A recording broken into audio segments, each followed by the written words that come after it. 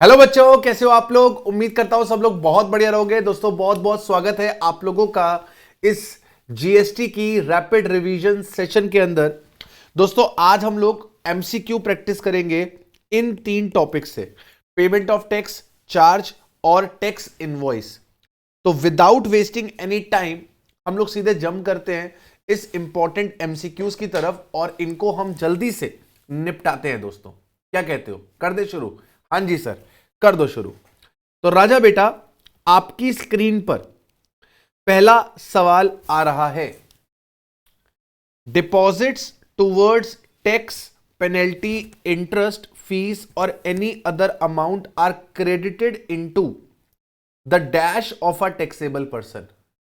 Sir वो पैसा जो आपने जमा किया है, वो पैसा जो आपने जमा किया है, the deposit towards tax, penalty, interest, fees और एनी अदर अमाउंट, जो पैसा आप जमा करते हो उसे क्रेडिट किया जाता है राजा बेटा आपके इलेक्ट्रॉनिक कैश लेजर के अंदर। तो आपका जो करेक्ट आंसर निकलेगा that will be electronic cash ledger. हमारे पास तीन तरीके के लेजर होते हैं, liability ledger, credit ledger, cash ledger. Liability ledger के अंदर आपकी जितनी भी जीएसटी की लाइबिलिटीज हैं वो आती है, चाहे वो टैक्स की हो, इंटरेस्ट की हो, पेनल्टीज की हो, फीस की हो, कोई भी ड्यू हो बेसिकली आपका, तो वो आपका कहां पर आता है, इलेक्ट्रॉनिक लाइबिलिटी रजिस्टर के अंदर ही आता है। इसके बाद आता है electronic credit ledger. Credit laser के अंदर आपका आईटीसी क्रेडिट किया जाता है। आपका जो इनपुट टैक्स क्रेडिट होता है वो आपका क्रेडिट किया जाता है आपके इलेक्ट्रॉनिक क्रेडिट लेजर में, जिसका इस्तेमाल आप करते हो अपने आउटपुट टैक्स को पे करने के लिए। एक बात हमेशा ध्यान रखना कि क्रेडिट लेजर में जो पैसा जमा हुआ है उससे आप केवल अपना आउटपुट टैक्स दे सकते हो, और आउटपुट टैक्स भी कौन सा वाला, एफसीएम वाला, एफसीएम वाला।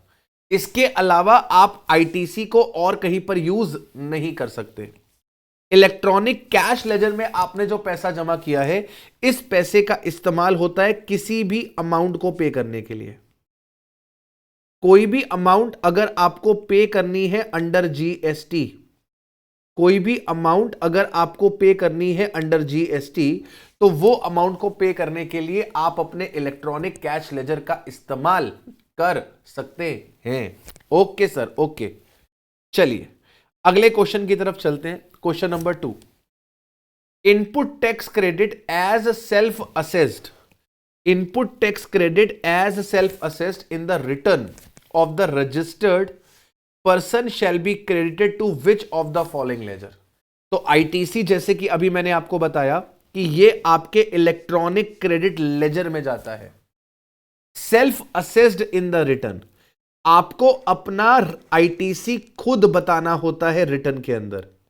तो आपको सेक्शन नंबर 16 की कंप्लायंस, सेक्शन नंबर 17 की कंप्लायंस, 18 की कंप्लायंस खुद से करनी पड़ेगी।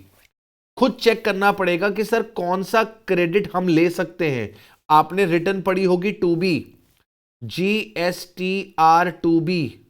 तो इस रिटर्न के थ्रू आप कौन कौन सा क्रेडिट ले सकते हो जो 2B जनरेट होता है, इसके बेसिस पे आप कौन कौन सा आईटीसी ले सकते हो, ये आपको खुद देखना है। और यहां पे हम कौन से रिटर्न की बात कर रहे हैं? सर हम रिटर्न की बात कर रहे हैं रिटर्न 3B, जो सेक्शन 39 में फाइल होती है। तो सेक्शन 39 में असेसी अपनी 3B फाइल करता है, उस 3B के बेसिस पे वो अपना आईटीसी क्या करता है, क्लेम करता है। और जो आईटीसी आप क्लेम करते हो वो इलेक्ट्रॉनिक क्रेडिट लेजर में चली जाती है। और सर आपका इलेक्ट्रॉनिक क्रेडिट लेजर डेबिट किया जाता है जब आप अपना आउटपुट टैक्स पे करते हो इस क्रेडिट लेजर से।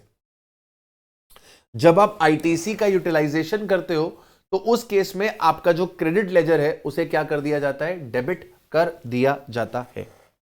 चलिए अगले क्वेश्चन पे चलते हैं। क्वेश्चन नंबर आ रहा है आपके सामने 3, which date is considered as date of deposit of the tax due. कौन सा दिन माना जाएगा कि आपका टैक्स का पैसा गवर्नमेंट के पास चला गया है? डेट ऑफ डिपॉजिट क्या मानी जाएगी?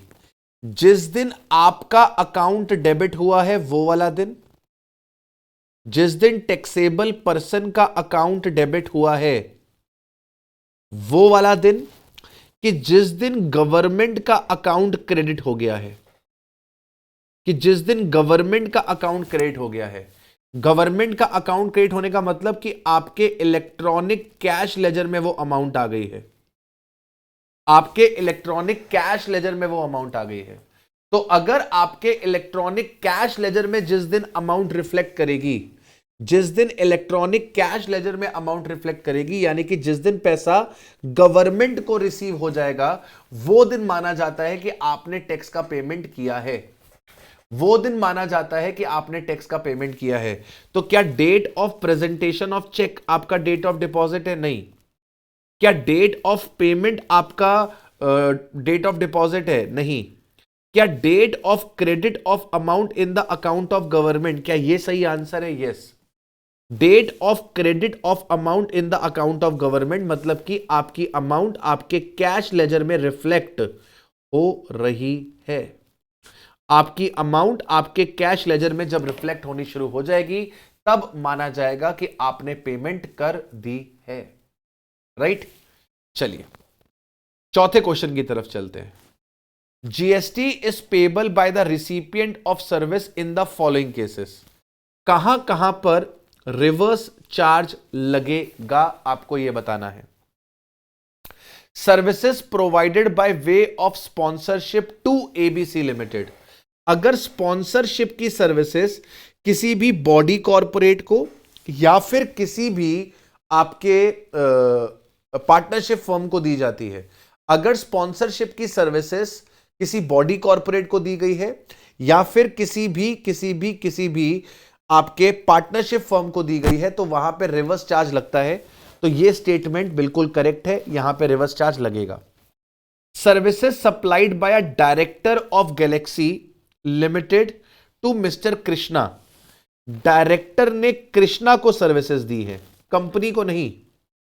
Services provided by the director of Galaxy to mister Krishna, यहां पे रिवर्स चार्ज नहीं लगता।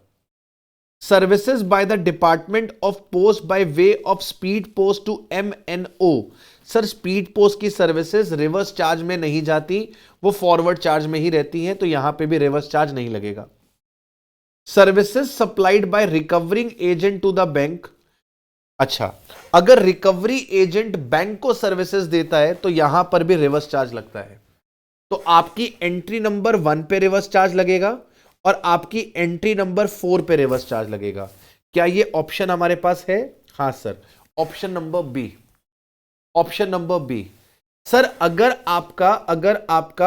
आपका डायरेक्टर कंपनी को सर्विसेज देता है, डायरेक्टर कंपनी को सर्विसेज देता है जिसके लिए कंपनी डायरेक्टर को सिटिंग फीस देती है, तो यहां पर तो आरसीएम लगता है, यहां पर तो आरसीएम लगता है, कंपनी को जीएसटी पे करना पड़ता है। लेकिन यहां पे director of company mister Krishna को सर्विस दे रहे हैं, मतलब डायरेक्टर एक इंडिविजुअल को सर्विस दे रहा है, कंपनी को सर्विस नहीं दे रहा, तो इसलिए हमने यहां पे रिवर्स चार्ज नहीं लगाया। ठीक है? और बाकी डिपार्टमेंट ऑफ पोस्ट की जो स्पीड पोस्ट की सर्विसेज होती है, ये रिवर्स चार्ज में नहीं आती। स्पीड पोस्ट की सर्विसेज तो फॉरवर्ड चार्ज में कवर होती है, तो यहां पर आपका ये पॉइंट भी एप्लीकेबल नहीं हो पाएगा। चलिए नेक्स्ट क्वेश्चन पे चलते हैं। Question number 5। सलीम खान एक रिनाउंड राइटर हैं और ऑथर है नॉवेल्स के।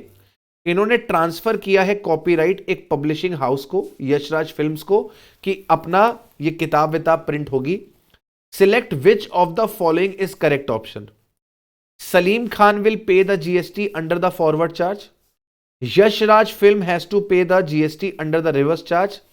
RCM is applicable, but the Salim Khan at his option may opt for the FCM.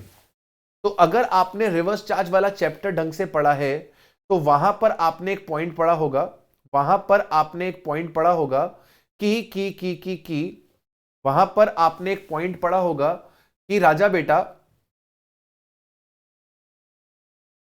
वहां पर आपने एक पॉइंट पढ़ा होगा कि राजा बेटा, कि अगर आप किताब के ऑथर हो, अगर आप किताब के ऑथर हो, तो नॉर्मली क्या होता है, आरसीएम लगता है, जो पब्लिशर होता है उसे रिवर्स चार्ज में टैक्स देना होता है। लेकिन ऑथर के पास ये ऑप्शन है, वो चाहे तो खुद को जीएसटी में रजिस्टर करा के एफसीएम के अंदर टैक्सेस पे कर सकता है। तो आपका जो करेक्ट आंसर निकलेगा वो यही निकलेगा। RCM is applicable but the Salim Khan at his option may opt for the FCM. तो this is the correct answer for you. This is the correct answer for you. Right everyone? Right, ठीक है। चलिए next question पे चलते हैं, question number 6 की तरफ। Question number 6 की तरफ। Mister A has paid ₹1 lakh towards the sponsorship of the exhibition conducted by the B Limited. Service provider एक कंपनी है, सर्विस रिसिपिएंट एक इंडिविजुअल है। तो कंपनी ने स्पॉन्सरशिप दी है इंडिविजुअल को, कंपनी ने स्पॉन्सरशिप दी है एक इंडिविजुअल को। तो क्या इस स्पॉन्सरशिप पे रिवर्स चार्ज लगेगा? The answer is no. अगर रिसिपिएंट बॉडी कॉर्पोरेट और पार्टनरशिप फर्म नहीं है, रिसिपिएंट अगर बॉडी कॉर्पोरेट या फिर पार्टनरशिप फर्म नहीं है, तो यहां पर आरसीएम नहीं लगेगा, यहां पर एफसीएम लगेगा। अगर ऐसा होता कि कोई इंडिविजुअल स्पॉन्सरशिप सर्विस देता कंपनी को, मतलब सर्विस रिसिपिएंट एक बॉडी कॉर्पोरेट होती या फिर यहां पे XYZ फर्म होती, तो राजा बेटा यहां पे आरसीएम लगता। मतलब रिसिपिएंट अगर बॉडी कॉर्पोरेट है, पार्टनरशिप फर्म है, तभी आरसीएम लगेगा, अदरवाइज एफसीएम लगेगा। तो यहां पे जो जीएसटी है वो बी लिमिटेड को ही देना पड़ेगा फॉरवर्ड चार्ज मैकेनिज्म के अंदर। यहां पे रिवर्स चार्ज मैकेनिज्म आपका अप्लाई नहीं होगा। फिर से बोल रहा हूं कि स्पॉन्सरशिप की सर्विसेज के केस में अगर आपका रिसिपिएंट एक बॉडी कॉर्पोरेट है या फिर अगर फर्म है, तो ही आपका आरसीएम लगेगा, अदरवाइज आरसीएम आपका एप्लीकेबल नहीं होने वाला है। ओके मालिक, चलते हैं सर क्वेश्चन नंबर 7 की तरफ। ए लिमिटेड ने रिम्यूनरेशन दिया है 10 लाख रुपए का अपने डायरेक्टर मिस्टर जे को, जिसमें टीडीएस डिडक्ट हुआ है अंडर सेक्शन 192। 192 में जो टीडीएस डिडक्ट होता है वो सैलरी पे होता है, वो सैलरी पे होता है। सेक्शन 192 इनकम टैक्स का टीडीएस काटता है सैलरी के ऊपर।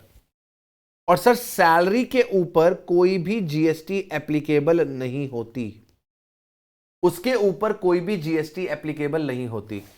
अगर ये 10 लाख रुपए पे टीडीएस कटता अंडर सेक्शन 194 जे, तो ये प्रोफेशनल सर्विस का पैसा होता, ये एक प्रोफेशनल फी होती, और प्रोफेशनल फीस के ऊपर जीएसटी लगती है।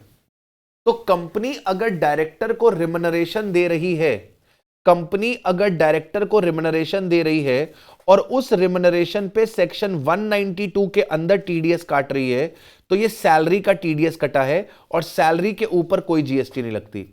लेकिन अगर 194 जे में टीडीएस काट रही है, तो ये प्रोफेशनल फीस का टीडीएस होता है और प्रोफेशनल फीस पे जीएसटी लगती है। तो इन द गिवन केस आपका जीएसटी नहीं लगेगा, ये शेड्यूल 3 में कवर्ड है। This is neither the supply of goods nor the supply of service. ना ही इसे हम गुड्स का सप्लाई मानेंगे, ना ही हम इसे सर्विसेज का सप्लाई कंसीडर करके चलेंगे। Very good sir, very good. Let's move on to the another question, question number 8।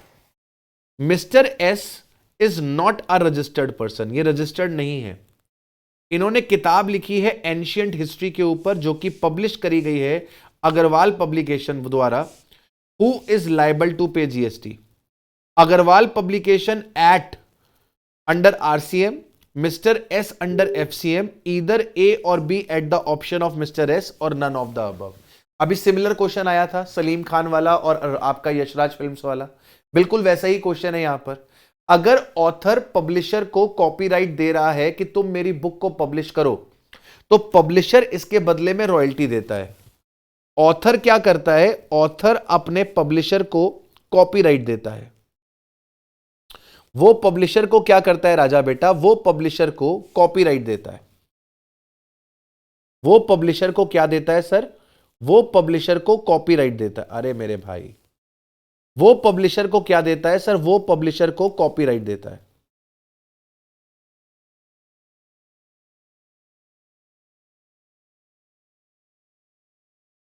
ठीक है, वो पब्लिशर को क्या देता है, वो पब्लिशर को कॉपीराइट देता है। ठीक है, ऑथर क्या करता है, पब्लिशर को कॉपीराइट देता है, ऑथर पब्लिशर को क्या देता है, कॉपीराइट देता है, और पब्लिशर इसके बदले में क्या देता है सर, पब्लिशर इसके बदले में रॉयल्टी देता है। ऑथर जो है वो सर्विस प्रोवाइडर है, और जो पब्लिकेशन है वो क्या है, सर्विस रिसिपिएंट है। तो यहां पे नॉर्मली रिवर्स चार्ज लगता है, पब्लिशर को जीएसटी देनी होती है, रिवर्स चार्ज लगता है, पब्लिशर को जीएसटी देनी होती है। लेकिन सरकार ने ऑथर को भी ऑप्शन दिया है कि तुम अगर चाहो तो फॉरवर्ड चार्ज मैकेनिज्म में तुम टैक्स पे कर सकते हो। मतलब इसके पास ऑप्शन अवेलेबल है कि ये चाहे तो फॉरवर्ड चार्ज में टैक्स दे सकता है। तो करेक्ट आंसर क्या बनेगा, ईदर ए और B at the option of mister S. ये मिस्टर एस के ऊपर डिपेंड करता है। अच्छा, अब मिस्टर एस को अगर मान लो वो एफसीएम वाला ऑप्शन लेते हैं, मिस्टर एस एफसीएम वाला ऑप्शन लेते हैं, तो मिस्टर एस को सबसे पहले क्या करना पड़ेगा, जीएसटी में रजिस्ट्रेशन कराना पड़ेगा। ही इज नॉट रजिस्टर्ड, तो मिस्टर एस को सबसे पहले जीएसटी में क्या कराना पड़ेगा, रजिस्ट्रेशन कराना पड़ेगा, और उसके बाद ही वो ये वाले ऑप्शन पे जा सकते हैं कि वो एफसीएम में टैक्सेस गवर्नमेंट को पे करते हैं। चलिए अगले क्वेश्चन पे चलते हैं, क्वेश्चन नंबर 9। क्वेश्चन नंबर 9 क्या कह रहा है, can a registered person opting for the composition scheme collect the GST on his outward supply. अगर आप कॉम्पोजिशन स्कीम लेकर बैठे हो तो क्या आपके पास जीएसटी कलेक्ट करने की पावर है, द आंसर इज नो। अगर आपने कॉम्पोजिशन स्कीम ली है तो आपको जीएसटी का पैसा अपनी पॉकेट में से देना होता है। You don't have any right to collect it from your customer. और यही रीजन है कि आपका जो रिसिपिएंट होता है, कॉम्पोजिशन सप्लायर का जो रिसिपिएंट होता है, उसका आईटीसी भी डिनाई होता है, वो आईटीसी भी क्लेम नहीं कर पाता है। ठीक है, द आंसर इज, क्या वो कलेक्ट कर सकता है, the answer will be no. उसके पास कोई भी राइट नहीं है जीएसटी कलेक्ट करने का। चलिए अगले क्वेश्चन पे चलते हैं, क्वेश्चन नंबर 10। मिस्टर एक्स जो है ये इन्होंने अवेल करी है composition scheme during the financial year, और इन्होंने क्रॉस किया अपना टर्नओवर 1.5 करोड़ का ऑन 1 दिसंबर। इन्होंने करंट ईयर में कंपोजिशन स्कीम ले रखी है, करंट ईयर में इनका टर्नओवर 1.5 करोड़ को एक्सीड करता है 1 दिसंबर को। Total turnover during the financial year इनका 1 करोड़ 80 लाख है। कैलकुलेट करनी है आपको tax liability for the year, अगर नॉर्मल जीएसटी 12% का है और कॉम्पोजिशन रेट आपका 1% का है। तो भाई बिल्कुल सिंपल है, आपका साल भर का जो टर्नओवर है वो 1 करोड़ 80 लाख है।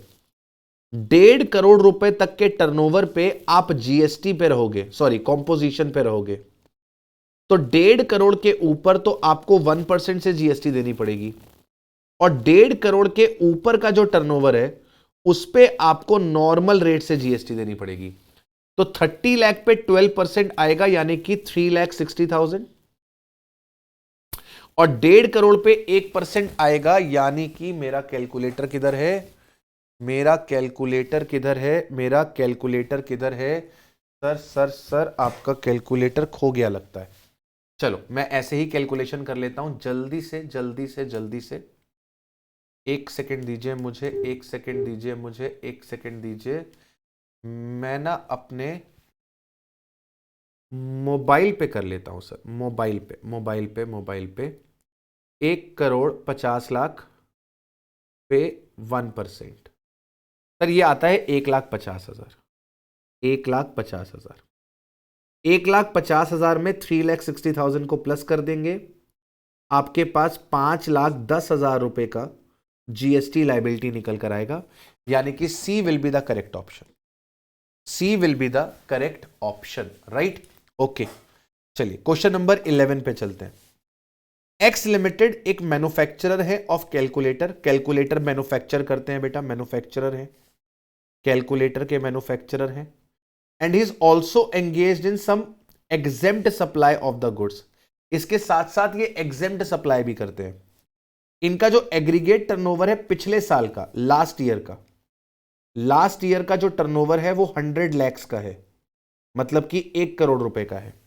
ड्यूरिंग द करंट ईयर इनका टर्नओवर 120 लाख रुपए का है, end of exempt supply is 20 lakh.